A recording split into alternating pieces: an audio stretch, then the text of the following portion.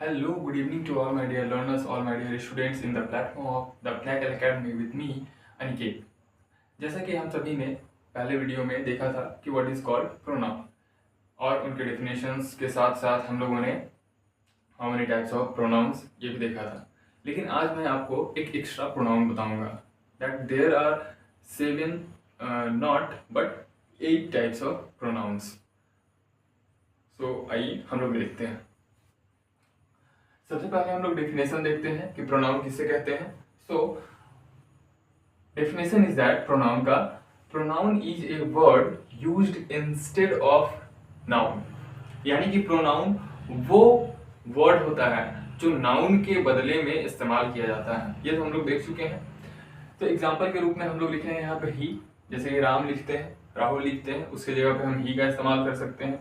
सी किसी लड़की के लिए इस्तेमाल कर सकते हैं, हिम, दे, और इसके अलावा भी बहुत सारी प्रोनाउंस होती हैं जो हम लोग जितने भी यहाँ पे डेफिनेशंस नजर आएंगे टाइप्स के, प्रोनाउन के टाइप्स में, उन सभी में आपको क्लियर हो जाएंगे। सो पहले हम लोग देखते हैं पहला types of pronounce that is called personal pronouns. तो पर्सनल प्रोनाउंस किसे कहते हैं? These refer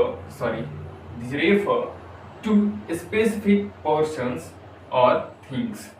स्पेसिफिक पर्सन्स और थिंग कहने का मतलब है कि पर्सनल प्रोनाउन जो होता है वो जैसे कहने से ही पता चल रहा है कि पर्सनल होता है। ठीक है, पर्सनल दैट मीन्स कि किसी के लिए एकदम ही स्पेसिफिक हो जाता है। तो यहाँ पे जैसे कि आप लोग एग्जांपल भी देख रहे होंगे कि दो एग्जांपल है यहाँ पे। एक है आपका सब्जेक्टिव प्रोनाउन के रूप में, दूसरा है ऑब्जेक्टिव प्रोनाउंस के रूप में, है ना। तो पर्सनल प्रोनाउन वो होता है जो किसी खास व्यक्ति या वस्तु को रेफर करता है। ठीक है, खास व्यक्ति या वस्तु जैसे प्रोनाउन के रूप में। सब्जेक्टिव प्रोनाउन में पहला एग्जांपल है हमारा I, we, you, he, she, it, they. So these are the examples of subjective pronouns in personal pronouns.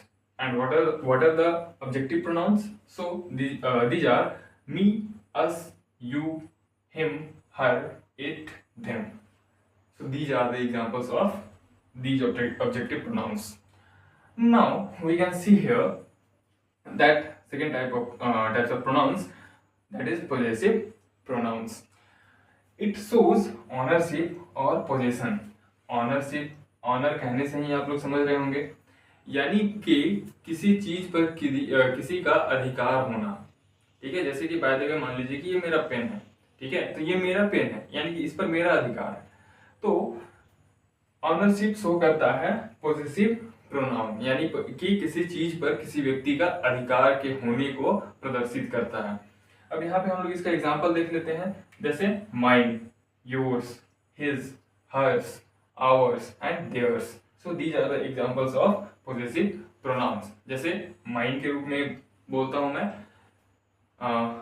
these, जैसे कि ये दो पेन है ना, these pens are mine, these pens are mine.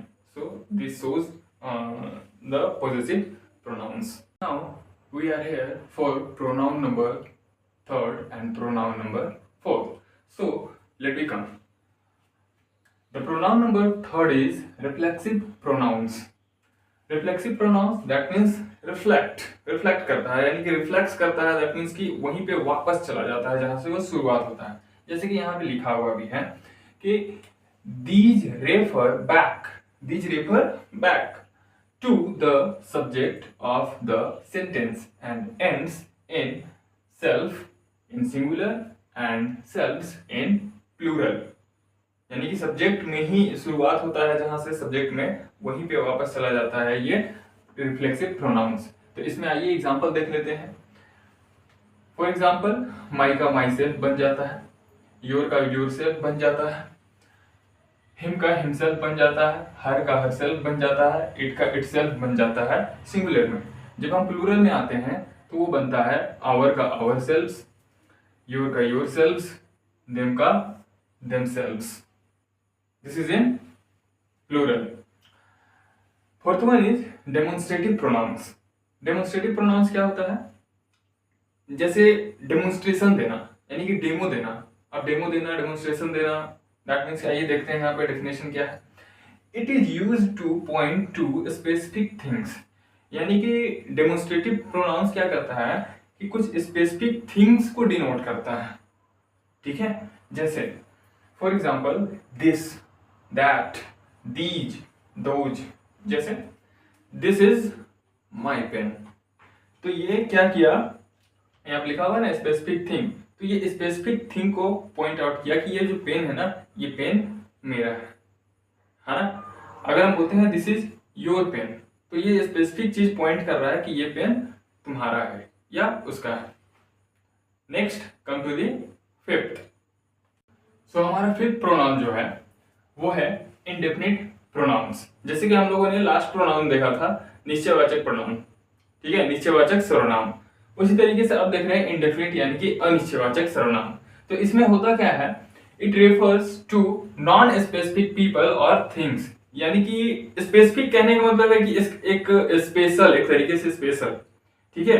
तो ये जो नाउन है इंडेफिनिट प्रोनाउंस, ये नॉन स्पेसिफिक पीपल या फिर थिंग्स, नॉन स्पेसिफिक पीपल्स और थिंग्स को डिनोट करता है। अब एग्जांपल के तौर पर देखते हैं नॉन स्पेसिफिक में क्या हो सकता है। जैसे समवन, अब मान लीजिए कि गैदरिंग में 4-5 लोग हैं, रास्ते में कुछ बात कर रहे हैं, वहां से हम लोग गुजरे और हम लोगों ने किसी का नाम लिए बिना वहां पे क्या बोला कि I have seen that someone was there। दूसरा anybody can come from that row, यानी कि कोई भी आ सकता है, यानी कि कोई स्पेसिफिक यहाँ पे नहीं है। तो उसी तरीके से हो जाता है everything, few, many, all, nothing, nobody, neither, none और अदर। अब आते हैं हम लोग सिक्स्थ प्रोनाउन में, that is called interrogative pronouns, जो कि एक प्रश्नवाचक सर्वनाम होता है। अब प्रश्नवाचक, प्रश्न कहने का मतलब तो आप समझ रहे हैं ना, कि यानी कि सवाल पूछना किसी से, ठीक है। जैसे हम पूछते हैं कि क्या कर रहे हो, क्या खा रहे हो, कहाँ जा रहे हो, पूछते हैं ना, तो ये हो जाता है हमारा प्रश्नवाचक। और हम यहाँ पे पढ़ रहे हैं प्रश्नवाचक सर्वनाम। यहाँ क्लियर लिखा हुआ है, it is used to ask questions. Interrogative pronouns का सिंपल सा इस्तेमाल हम करते हैं क्वेश्चन पूछने के लिए, सवाल पूछने के लिए। सवाल पूछने के लिए कौन कौन से हैं इंटरोगेटिव प्रोनाउंस हमारे पास, who, whose, whom, what and which. So these are the interrogative pronouns. So now we have reached at the end of the pronouns, types of pronouns. अब हम लोग यहाँ पे देखते हैं seventh pronoun is that called relative pronouns.